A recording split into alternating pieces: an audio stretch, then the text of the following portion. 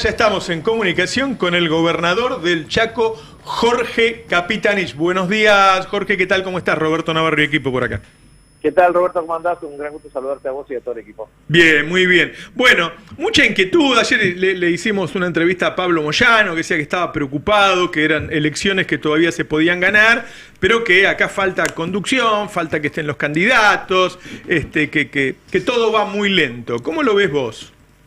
Bueno, precisamente el Papa Francisco siempre plantea algunos principios que son esenciales, digamos, como por ejemplo que el tiempo es superior al espacio, que el todo es superior a las partes, que la unidad es superior al conflicto. Bueno, hay algunas excepciones a la regla, como por ejemplo este proceso que tenemos nosotros hoy, digamos. Creo que el tiempo es un factor limitativo para el proceso de construcción política que nosotros tenemos en el frente. El Frente de Todos ha tenido, desde el 10 de diciembre del 2019, varios desafíos. Primero, la construcción de un espacio de debate dentro del justicialismo que finalmente no se pudo dar en plenitud. En segundo lugar, no se pudo constituir un marco orgánico de funcionamiento del Frente de Todos. Y en tercer lugar, estamos hoy ante las perspectivas de un proceso electoral sin una definición en términos de estrategia política, es decir, con una falta concreta de una mesa política de articulación. No obstante lo cual, es posible hacerla y es necesario hacerla. Por eso me parece que nosotros tenemos que transitar este mes de febrero con una perspectiva cierta de la constitución de una mesa política que permita definir una estrategia sobre la base de por lo menos 3 elementos. El primer elemento tiene que ver con un acuerdo programático.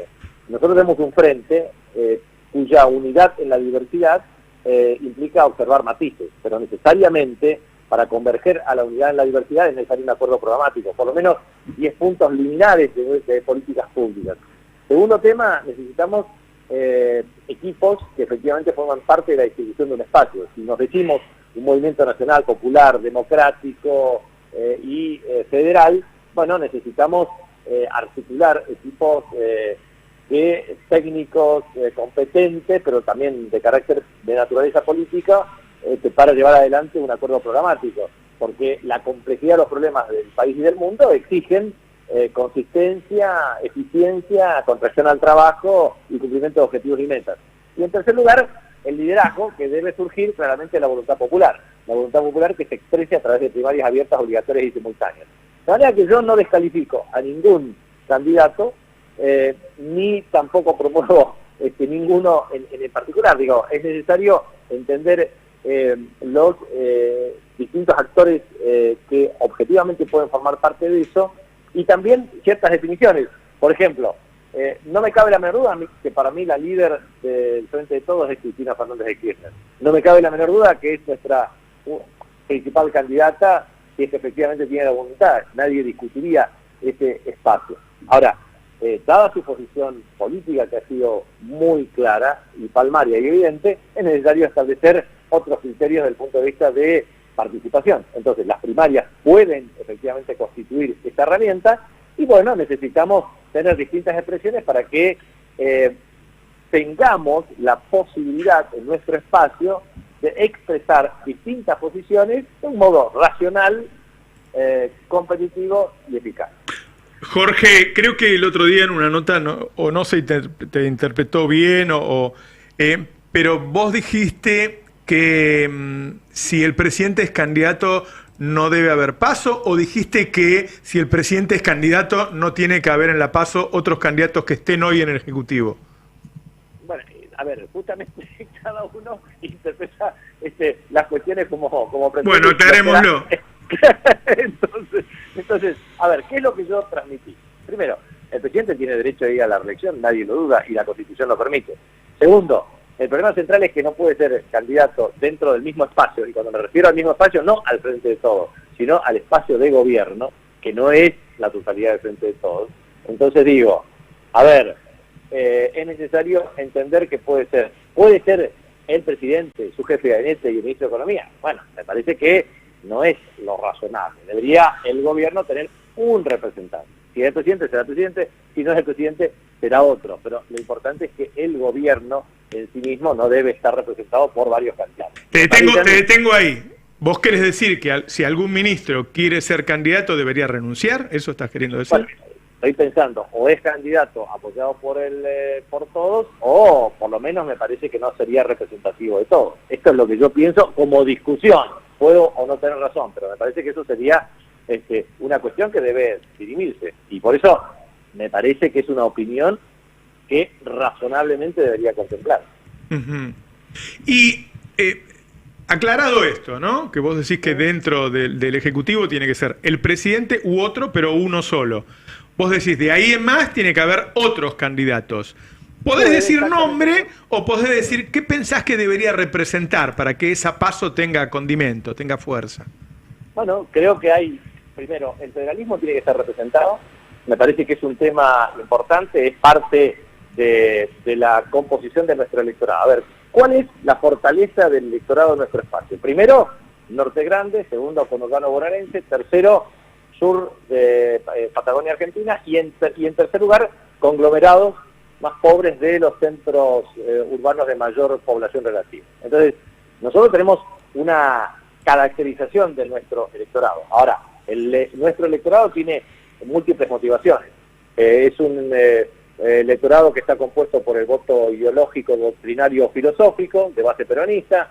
Es un voto geográfico por su referenciación cualitativa y territorial.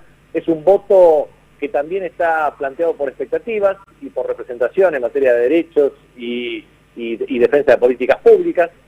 Y en general también es un voto que tiene las expectativas de un gobierno en base a un proyecto determinado. Por lo tanto, nosotros tenemos una multiplicidad de motivaciones en el voto de nuestro espacio. Entonces, tenemos en esta unidad para la diversidad sectores más progresistas, menos progresistas, más ortodoxos, menos ortodoxos, más centralistas, más federales. Bueno, tener esa pulsión de distintas opciones del voto dentro de nuestro espacio tiene que estar representados en unas PASO. Es decir, tenemos que tener aquellos quienes representen sectores más de centro-izquierda, otros que son más conservadores. Ahora, lo que nosotros tenemos que representar como frente es el voto de la rebeldía popular.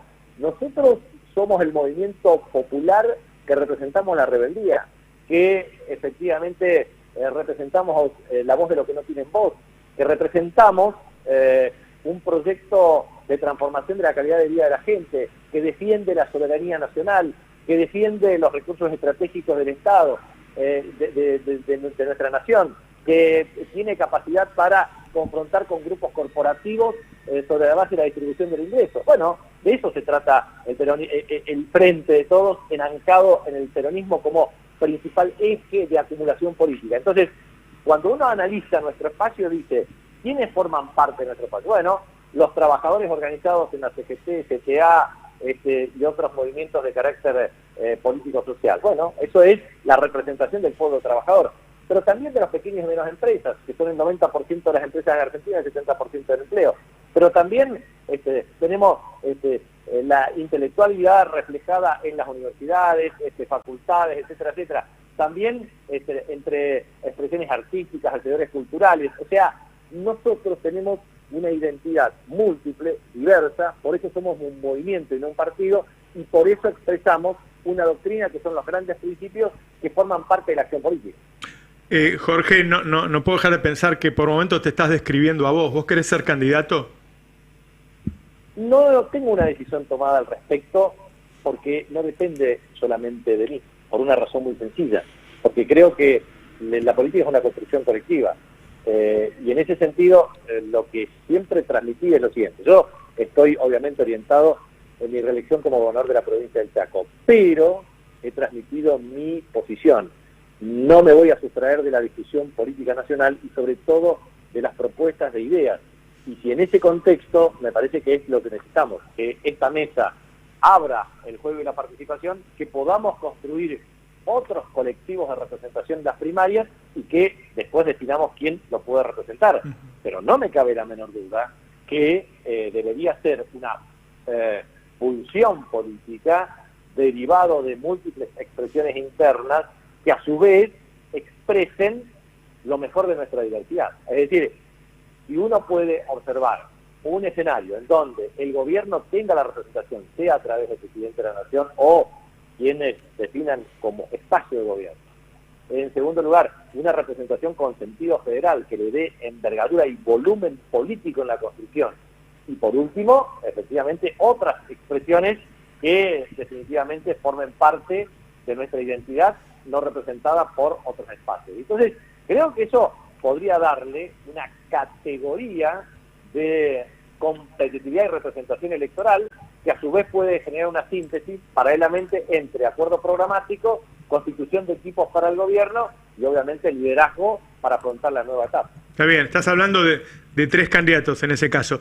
Si vos tuvieras el apoyo de los gobernadores, ¿estarías dispuesto, es decir, a ocupar uno de los puestos?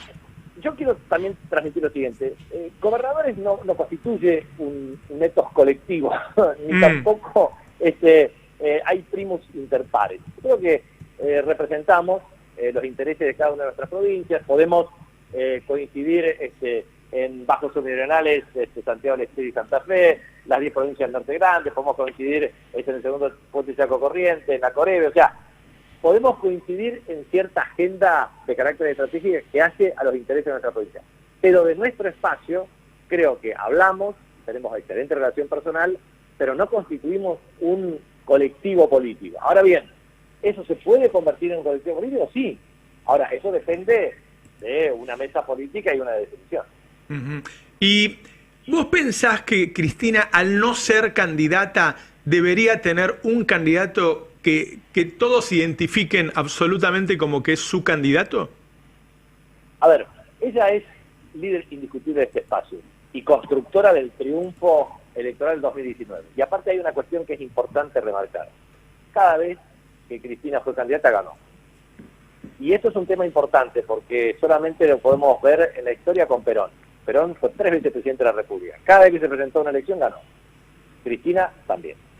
Entonces, primero porque, viste, cuando se hacen encuestas y todo, te dicen, sí, esto, imagen de aquí, imagen de allá. El problema central son las elecciones y las elecciones se definen otras cuestiones. Pero bueno, dicho esto, entendiendo que la envergadura de la figura de Cristina es significativa, ella también tiene un rol y ha expresado públicamente su visión en esta materia.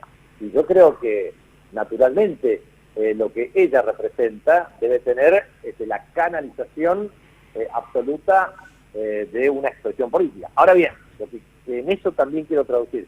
¿Por qué la vamos a poner a Cristina en el dilema de que si tiene que confrontar con alguien o no, cuando está por encima de las contradicciones internas de nuestro espacio? La verdad que Cristina es una figura que ha sido 2 veces presidenta de la República, vicepresidenta de la Nación, senadora, diputada, o sea, es una figura que está por encima del conjunto.